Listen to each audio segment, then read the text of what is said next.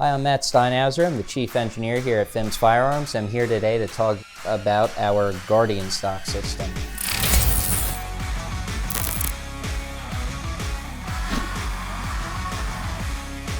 So this is a wireframe design stock with 100 different positions, and the user can preset it to open and close to any particular one of those. You have a minimum collapse length of 7.5 inches and a maximum extended length of just under 15. That's a massive, massive range. I should not have to tell you.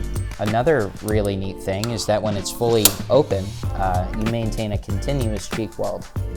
The construction is both 4340 or stainless steel on the wireframe bars and 6061 or 7075 T6 aluminum on the stock. It has a full-length buffer tube and allows you to use your factory bolt carrier group. All right. Like all of our wireframe stock systems, you can attach a QD mount on either side. Threads right in.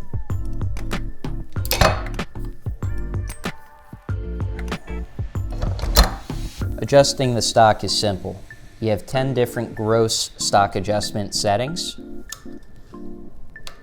And by simply installing a C-clip on the wireframe bar, you can preset it along any of the 10 gross adjustments. And you can do that wherever the cheek pad is positioned on the wireframe bar.